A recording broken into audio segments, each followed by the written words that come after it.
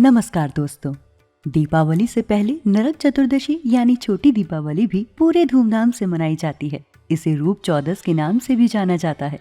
लोग इसे पूरे उल्लास के साथ मनाते हैं, लेकिन बहुत ही कम लोगों को पता है कि इसे मनाने के पीछे की पौराणिक कथा क्या है और इसे नरक चतुर्दशी क्यों कहते हैं। पौराणिक कथाओं के अनुसार इसका संबंध श्री कृष्ण और नरकासुर की कहानी से है। चलिए इस वीडियो के माध्यम से हम लोग उस कथा का आस्वादन करते हैं। कहते हैं कि भूदेवी समस्त प्राणियों का कल्याण करती हैं और पोषण करती हैं, लेकिन चिरकाल में एक समय ऐसा आया जब उनके ही पुत्र ने समस्त सृष्टि में दहशत मचा दी। हर तरफ उसने अपना आतंक फैला दिया। जब देवता गण भी उसके समक्ष कमजोर पड़ने लगे तो देवराज इंद्र ने श्री कृष्ण की शरण में जाने का फैसला किया। घबराए हुए इंद्रदेव श्री कृष्ण के महल में पहुंचे। श्री कृष्ण ने उनका स्वागत किया, उन्हें आसन ग्रहण करने के लिए कहा और फिर उनसे वहां आने का कारण पूछा।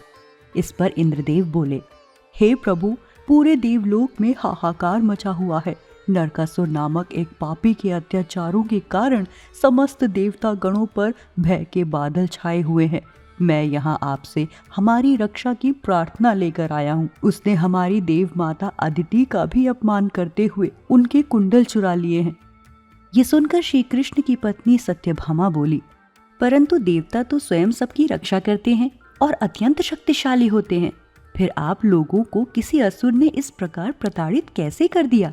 इसके उत्तर में इंद्रदेव बोले, देवी, इसके पीछे का कारण ब्रह्मा जी का वरदान है, जो कि उन्होंने नरकासुर की तपस्या से प्रसन्न होकर उसे दिया था। इस वरदान के अनुसार कोई भी देवता नरकासुर का वध नहीं कर सकता। इसीलिए ब्रह्मदेव ने हमें आपकी शरण में आने के लिए कहा है।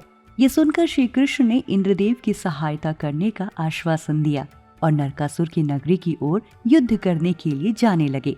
जाते समय उनकी पत्नी बोली, हे प्रभु, कृपया मुझे भी अपने साथ ले चलें। तो श्री कृष्ण बोले, इस युद्ध में साथ चलना तुम्हारे लिए सुरक्षित नहीं है। ये सुनकर सत्यभामा बोली, आप स्त्री को कमजोर न समझे, मैं इस युद्ध में आपकी सहायता करूंगी। तब श्री कृष्ण बोले, जैसी आपकी इच्छा। इसके पश्चात श्री कृष्ण अपनी पत्नी के साथ नरकासुर से युद्ध करने निकल पड़े। श्री कृष्ण जी गरुड़ पक्षी पर सवार होकर नरकासुर की नगरी में पहुंचे और वहां उन्होंने आकाश से ही उनकी सेना पर वार करना शुरू कर दिया। उनके आक्रमण से नरकासुर की पूरी सेना समाप्त हो गई और एक दूत ने नरकासुर को इसकी जानकारी दी। नरकासुर गुस्से में आग बबूला होकर श्री कृष्ण के समक्ष गया और बोला, ग्वाले, तुझे अपने प्राण प्रिय नहीं है क्या? तेरा इतना दुस्साहस कि तूने मेरी ही सेना पर आक्रमण कर मेरे सैनिकों को मार दिया। तूने अकारण मेरी सेना का वध क्यों किया? श्री कृष्ण बोले, मैं कोई भी कार्य अकारण नहीं करता।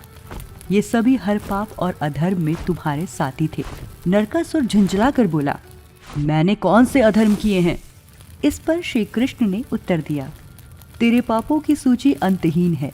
तूने माता अदिति के कुंडल छीने, तूने लोक हित के लिए तपस्या करने वाले ऋषि मुनियों की तपस्या भंग की, तूने देवताओं को और मनुष्यों को प्रताड़ित किया, तूने ब्रह्मा जी के वरदान का दुरुपयोग कर उनका अपमान किया, राजाओं, ब्राह्मणों और राजकुमारियों का बलपूर्वक अपहरण किया और उन्हें बंदी बनाया। नरकासुर बीच में बोला, शांत हो जा ग्वाले, मैं ही धर्म की परिभाषा हूँ। मैं जो करता हूँ वही धर्म कहलाता है।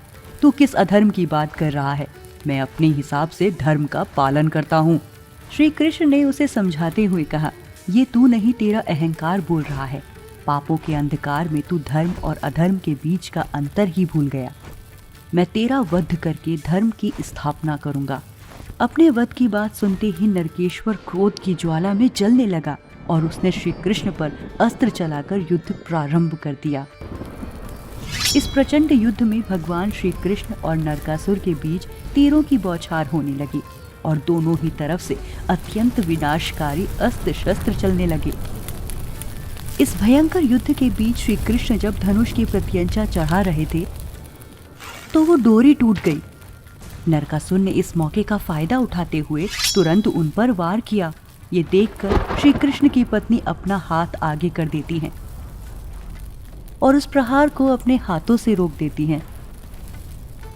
अपनी पत्नी पर किए गए प्रहार को देखकर श्री कृष्ण अपना सुदर्शन चक्र निकालते हैं और नरकासुर का वध कर उसे 2 हिस्सों में काट देते हैं।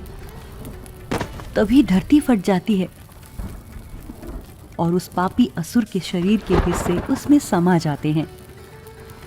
इसके पश्चात भूदेवी वहां प्रकट होती हैं और हाथ जोड़ते हुए श्री कृष्ण को प्रणाम करती हैं। जब श्री कृष्ण उनका परिचय पूछते हैं तो वो बताती हैं, मैं भूदेवी हूँ, ये नरकासुर मेरा ही पुत्र था। भगवान, आपने अपने वराह रूप में इस पुत्र को मुझे वरदान के रूप में दिया था। अच्छा हुआ आज इसे मुक्ति भी आपके ही हाथों से मिल गई। श्री कृष्ण बोलते हैं कि देवी, आपका पुत्र असत्य और अधर्म के मार्ग पर चलने लगा था और उसके पापों का घड़ा भर चुका था, इसीलिए मुझे उसका वध कर उसे मुक्ति देनी पड़ी। इसके बाद भूदेवी बोली, मेरे ऊपर से पापों का भार कम करने के लिए तो आप आए हैं। वो मेरा पुत्र जरूर था, लेकिन उसके पापों का बोझ मेरे लिए असहनीय हो गया था। इस कारण मुझे उसकी मृत्यु का कोई शोक नहीं है। इसके पश्चात वो नरकासुर के कानों से निकाले हुए माता अदिति के कुंडल श्री कृष्ण को लौटा देती हैं और पुनः धरती में समाहित हो जाती हैं। श्री कृष्ण इस प्रकार नरकासुर का वध कर देवताओं को उसके भय से मुक्त करते हैं। साथ ही नरकासुर द्वारा बंदी बनाई गई 16,100 कन्याओं को भी कैद से मुक्ति दिलाते हैं और उन्हें सम्मान प्रदान करते हैं। श्री कृष्ण ने कार्तिक मास के कृष्ण पक्ष की चतुर्थी के दिन ही नरकासुर का वध किया था और इसीलिए इसे नरक चतुर्थी के नाम से भी जाना जाता है। ऐसे ही रोचक कथाओं के लिए आप श्री मंदिर के साथ बने रहें।